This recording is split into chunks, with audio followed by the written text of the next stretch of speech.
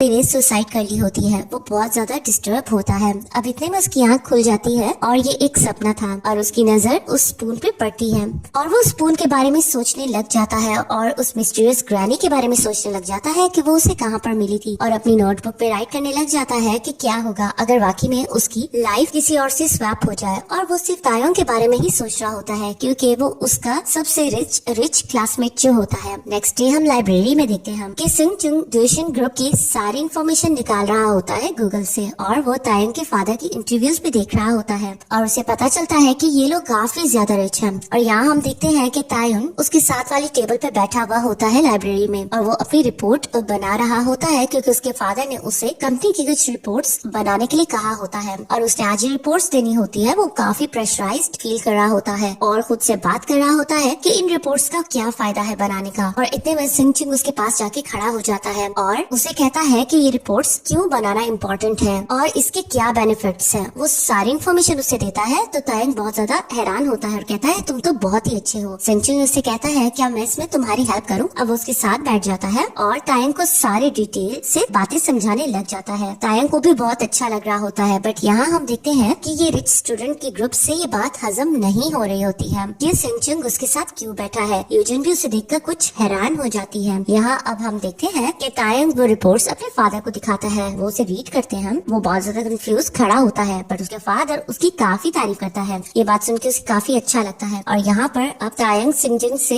Help लिया करता है और उसे साथ में लंच भी ऑफर कर दिया करता है। बट यहाँ हम सिंग चुंग का देखते हैं कि वो उस गोल्डन स्पून को यूज नहीं करता है। उसके मन में कोई ऐसी बात नहीं होती है और यहाँ पर तायंग इसके बदले में उसे कुछ पैसे भी डिपॉजिट कर दिया करता है जिसे पाकर सिंग चुंग बहुत खुश होता है। नेक्स्ट सीन में हम देखते हैं कि तायंग यूजिन के साथ होता है तो यूजिन उसे सुचिन के बारे में कहती है कि तुम्हें उसके साथ ज्यादा नहीं फ्रेंडशिप करनी चाहिए। तो वो उसे कहता है मुझे पता है उसकी लिमिट्स कैसी हैं। वो आगे जाने लगता है तो यूजिन उसे कहती है क्या तुम्हें पता है जूही यूके से वापस आ गई है और उसे स्कूल से निकाल दिया गया है। यहाँ पर वो कुछ हैरान होकर उसे देखता है तो वो यूजिन के करीब आता है और उसे कहता है मैं अच्छे से जानता हूँ तुम मुझे ये बात क्यों बता रही हो। तुम मेरे लिए क्या फील करती हो मुझे पता है। वो उसे किस करने लगता है। यूजिन उसे किस करने लगती है बट वो हंस के वहाँ से चला जाता है। यूजिन यहाँ काफी गुस्से में दिखाई देती है। यहाँ हमें पता चलता है कि यूजिन तायंग को पसंद करती है। सीन शिफ्ट होता है और हमें कन्वीनियंस स्टोर का दिखाया जाता है जहाँ पर जूही सुचिन की बुक्स को देख रही होती है और वो ये देखकर हैरान हो जाती है कि वो सोल के सबसे बेस्ट स्कूल में पढ़ता है। वो कहती है ये स्कूल तो टॉप ग्रेड्स के लोगों के लिए है। तो वो कहता है हाँ टॉप ग्रेड्स के लिए भी और इसके अलावा जो बहुत ज्यादा रिच हैं जो बहुत ज्यादा पैसा दे सकते हैं। फिर वो उसे उसके स्कूल के बारे में पूछता है तो वो कहती है कि मुझे स्कूल से निकाल दिया गया था क्योंकि मैंने कुछ लड़कियों को बुली से बचाया था बट मुझे इसका पछतावा नहीं है। तो यहाँ पर सुचिंग उसे समझाने लग जाता है कि तुम्हें किसी और स्कूल में ट्राई करना चाहिए। कम से कम तुम डिप्लोमा ही कर लो क्योंकि हम जैसे गरीब लोगों का गुजारा नहीं है। हमें सरवाइव करने के लिए डिग्री लेनी पड़ेगी। अब वो उसे ये बात समझाता है। इतने में उसे शॉप का ऑनर आके बताता है कि तुमसे कोई मिलने आया है। यहाँ पर जूही हैरान होती है कि सुचिंग से कौन मिलने आया होगा। वो जाके देखती है तो वो और कोई नहीं बल्कि तायंग होता है। वो तायंग को देखकर हैरान होती है और कहती है इसका यहाँ क्या काम है। और यहाँ हम तायंग को देखते हैं जो सुचिंग को एक एनवलप देता है और कहता है ये मेरी तरफ से तुम्हारे लिए गिफ्ट है तुम इसे रख लो। बट यहाँ पे सुचिंग उसे वापस करने लगता है तो वो उसे कहता है कि नहीं तुम्हारी वजह से पहली दफा फादर ने मुझे अप्रिशिएट किया है। मैं बहुत ज्यादा खुश हूँ। वो उसे कहता है मैंने इन चीजों के लिए नहीं किया। तो वो कहता है लेकिन तुम मेरे फ्रेंड हो। मैं तुम्हें पहचानता हूँ। तुम मेरे एक सच्चे दोस्त हो। अब यहाँ पे वो चला जाता है तो जूही बहुत हैरान होती है कि ये दोनों एक दूसरे के कितने क्लोज हैं। एंड देन फ्रेंड्स अब कार में हम देखते हैं कि उसका बॉडीगार्ड उसे सारी रूटीन के बारे में बताता है कि उसने कौन सी नेक्स्ट क्लास लेनी है। ये बात सुनकर तायंग कहता है कि मैं सिंचुंग से बहुत ज्यादा जेलस हूँ। वो बहुत ज्यादा लकी है। वो अपने समय को अपने मुताबिक यूज कर सकता होगा। अपनी मर्जी से सोता उठता होगा। वेबटून्स मजे से पढ़ता होगा। फिर वो रोड पर दूसरे बच्चों को देखने लग जाता है जिनकी मॉम उन्हें रोड क्रॉस करवा रही होती है। बहुत खुश होती है। फिर वो सोचता है कि उसके पास उसकी मॉम भी होगी। वो बहुत सैड दिखाई दे रहा होता है। अब यहाँ हम देखते हैं कि उसने अपनी ड्रॉवर में एक पिक्चर्स छुपाई होती है। वो निकाल कर उन्हें देखने लग जाता है। वो और किसी की नहीं बल्कि उसकी एक्चुअल मॉम की होती है। वो उन्हें देखकर बहुत सैड फील कर रहा होता है और उसके बाद वो एक स्केच बुक निकालता है जिसमें वो किसी की पिक्चर को देखकर खुश हो रहा होता है और वो और कोई नहीं बल्कि जूही होती है। अब यहाँ हम देखते हैं कि कन्वीनियंस स्टोर से फ्री होने के बाद सिंग चुन जूही को छोड़ने जा रहा होता है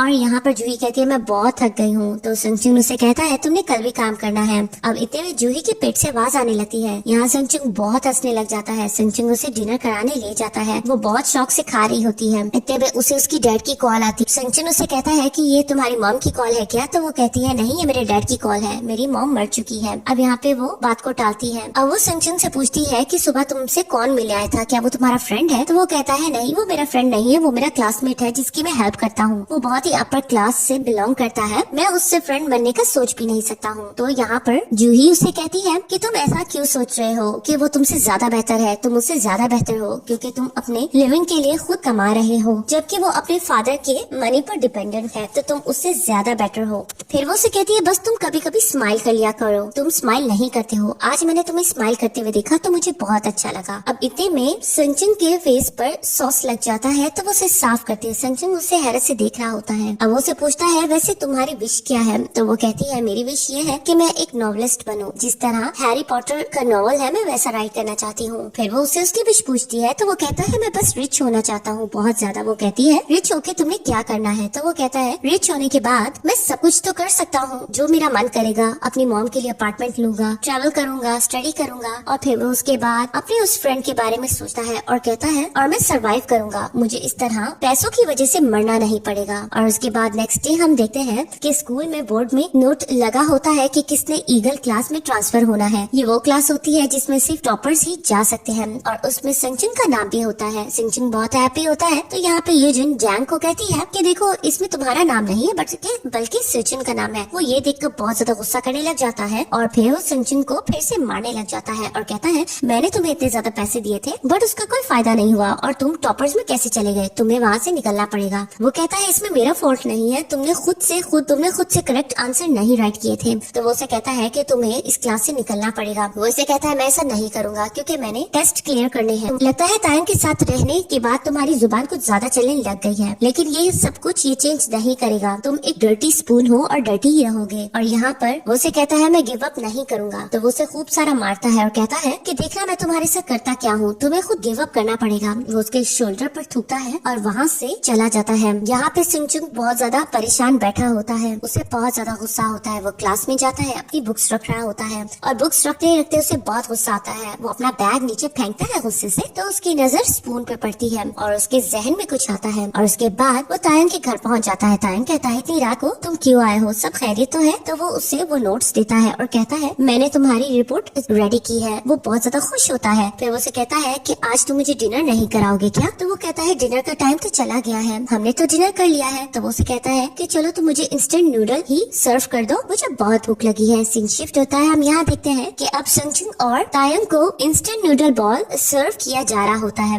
और यहाँ पर हम देखते हैं कि उसकी स्टेप मॉम खड़ी उसे देख रही होती है। वो अपना स्पून निकालता है और उससे खाने लगता है। यहाँ पर उसकी मॉम हैरान होकर कहती है कि तुम हर जगह अपना स्पून क्यों लेकर जाते हो? यहाँ पर तायंग पे एक्साइटेड होकर उसे स्पून लेने लगता है बट वो अपना स्पून उसे नहीं देता और कहता है मैं बहुत ज्यादा भूखा हूँ, मुझे बस खाने दो। अब वो फर्स्ट बाइट लेने ही लगता है कि इतने में तायंग के डैड आ जाते हैं। तायंग उन्हें देखकर बहुत ज्यादा डर जाता है। यहाँ पे उसके डैड संचुंग को देखकर पूछते हैं ये कौन है? उन्हें याद आ जाता है कि उसने उसे फ्यूनरल पर देखा था। फिर वो उसे कहते हैं मुझे याद है, मैंने इसे फ्यूनरल पर देखा है। फिर वो तायंग को कहते हैं मैंने तुम्हें उस दिन बताया था ना फ्रेंड्स के बारे में, तो फिर भी तुम इसे घर पर क्यों लेकर आए हो? तो उसके बाद वो कहता है कि मैं भूल गया था। वो जल्दी से संचुंग के पास जाता है और उसे कहता है कि हमें यहाँ से जाना चाहिए। संचुंग जल्दी से अपने स्पून को उठाता है, वहाँ से बैग उठा के बाहर निकलता है। यहाँ उसका डैड गुस्से से बैठा होता है। तायंग उसे कहता है प्लीज तुम यहाँ से अभी फिलहाल चले जाओ, मैं तुम्हें इसके बारे में मैसेज करूंगा। अब यहाँ पर हम देखते हैं कि वो अपने स्पून को देख रहा होता है। सीन शिफ्ट होता है और हम यहाँ संचुंग को देखते हैं जो एकदम से भागा हुआ आ रहा होता है। सर्वेंट वो नूडल बॉल उठाने ही लगती है बट वो उसे खींच कर उसे उसी स्पून से खाने लग जाता है क्योंकि वो डिटरमिन्ड होता है कि आज तो उसने ये मील खा के रहना है ताकि वो रिच हो जाए। अब वो बहुत तेजी से उस मील को खा रहा होता है। वो इतना तेजी से खा रहा होता है कि वो सांस भी नहीं ले रहा होता, इर्द गिर्द देख भी नहीं रहा होता। इतने में उसकी नजर पड़ती है कि उसके सामने तायंग के डैड खड़े होते हैं और उसकी स्टेप मॉम उसे हकारत से देख रही होती है। वो उसे कहता है लगता है कि तुम भूख से मरने वाले हो, ऐसा करो तुम बैठ के खा लो। तो वो कहता है नहीं मैंने खा लिया है। अब वो जाने लगता है, वो घबरा जाता है, वो अपना स्पून वहाँ ही छोड़ जाता है। तो तायंग की स्टेप मॉम उसे रोकती है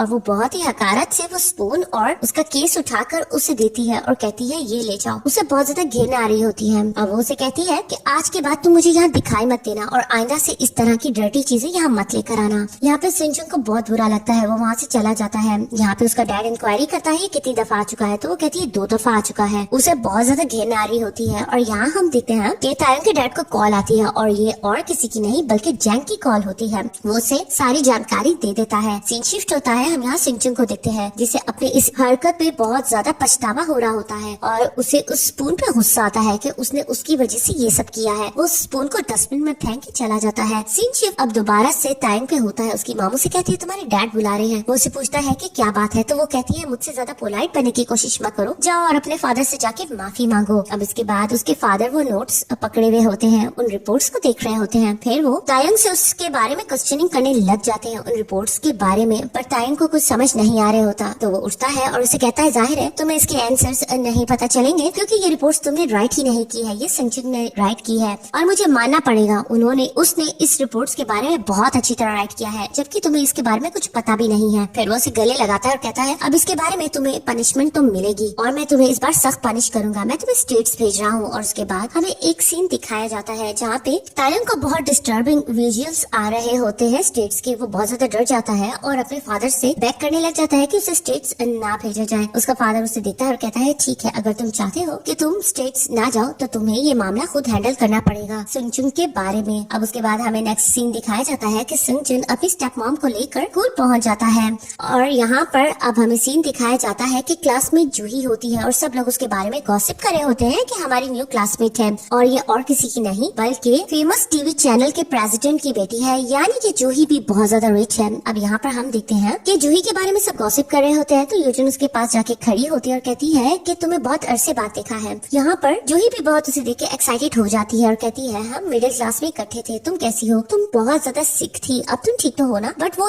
अपने पास्ट के बारे में ये बात नहीं करना चाहती और उसे मना करती है। फिर वो उसे पूछती है कि तुम यहाँ तायंग की वजह से आई हो, तो वो कहती है नहीं, मैं तायंग की वजह से नहीं आई। फिर वो सिंचुन के बारे में पूछती है कि ये टेबल खाली क्यों है, तो वो कहती है क्योंकि इस लड़के ने बहुत बड़ा मसला खड़ा कर दिया है, इसे आज स्कूल से निकाल दिया जाएगा। उसके बाद हम प्रिंसिपल ऑफिस में देखते हैं जहाँ पर तायंग की मॉम सिंचुन पर इल्जाम लगा रही होती है कि मेरे बेटे को हरास करता है और उससे जबरदस्ती पैसे ट्रांसफर करवाता रहा है। सिंचुन की मॉम उससे बात पूछती है, वो लोग फाइल दिखाते हैं तो सिंचुन बहुत ज्यादा हैरान होता है और तायंग को कहता है कि तुम इन्हें बताओ, मैंने तुम्हें कभी पैसों के लिए हरास नहीं किया है बल्कि मैंने तुम्हारी हेल्प की है, तुमने अपनी खुशी से मुझे सिर्फ 2 दफा पैसे दिए हैं, ये लिस्ट झूठी है। बट यहाँ पर हम तायंग को देखते हैं जो कि सिंचुन पे ही इल्जाम लगा देता है कि ये मुझे पैसों के लिए हरास करता रहा है और मुझे इससे डर लगता है। सिंचुन बहुत ज्यादा गुस्सा करने लग जाता है तो वो कहता है आप इसका बिहेवियर देखो, ये मुझे इसी तरह हरास करता है, मुझे यहाँ बैठा नहीं जा रहा है। अब यहाँ पर उसकी मॉम कहती है कि मैं अपने बेटे को एक दिन भी इस स्कूल में नहीं भेजूंगी जब तक इस लड़के को इस स्कूल से नहीं निकाला जाएगा। यहाँ पे हम देखते हैं कि उसका डैड उसके पीछे भागता है, उसका हाथ पकड़ता है और कहता है मैडम मैं आपसे बात करना चाहता हूँ, बट वो अपना हाथ पीछे करती है। फिर वो बो करता है, नीज पे बैठ जाता है और फिर कहता है कि प्लीज आप लोग मुझे माफ कर दें, प्लीज मेरे बेटे को स्कूल में पढ़ने दिया जाए, वो कॉलेज जाना चाहता है। वो उसे बहुत ज्यादा माफी मांगने लग जाता है बट उसकी मॉम आगे से कुछ नहीं कहती है। सिंचुन को ये बात अच्छी नहीं लग रही होती। फिर वो तायंग के पास जाता है और तायंग से माफी मांगता है। यहाँ हम देखते हैं स्कूल के सारे स्टूडेंट्स वहाँ पे जमा होते हैं, वो सब सेलफोन से वीडियो बना रहे होते हैं और यहाँ पर जूही को ये सब अच्छा नहीं लग रहा होता है। उसका फादर बहुत ज्यादा माफी मांग रहा होता है। सिंचुन को बहुत ज्यादा गुस्सा आता है, वो बहुत डिसहार्ट होता है। सीन शिफ्ट होता है, सिंचुन खड़ा होता है, उसकी मामू से कॉल्स कर रही होती है बट वो अपनी मॉम की कॉल्स को पिक नहीं करता है। इतने में वहाँ पे तायंग आता है क्योंकि सिंचुन ने उसे बुलाया होता है टेक्स्ट करके। तायंग उससे आगे कहता है कि तुमने मुझसे क्या पूछना था, तो वो कहता है मैं सिर्फ ये पूछना चाहता हूँ कि तुमने मुझ पे झूठा इल्जाम क्यों लगाया जबकि मैंने तुमसे कभी पैसे भी नहीं मांगे, मैंने कभी तुम्हें हरास नहीं किया, तुमने मुझे अपना रियल फ्रेंड कहा था तो तुमने मेरे साथ ऐसा क्यों किया। तो वो कहता है मैं मानता हूँ मैंने सिर्फ तुम्हारे इस्तेमाल किया है लेकिन अब मुझे तुम्हारी बिल्कुल भी जरूरत नहीं है। तो वो कहता है कि तुम्हें पता है ना मुझे स्कूल से निकाल दिया जाएगा। तो वो कहता है कि तुम खुद ड्रॉप कर लो स्कूल को। वो कहता है कि मैंने सोचा था हम फ्रेंड्स हैं। तो वो कहता है कि तुम और मैं कभी फ्रेंड्स नहीं हो सकते हैं, तुमने खुद को देखा है, तुम जैसे लोग मेरे फ्रेंड्स नहीं बन सकते हो, हम लोग सिर्फ तुम्हें यूज कर सकते हैं। अब वो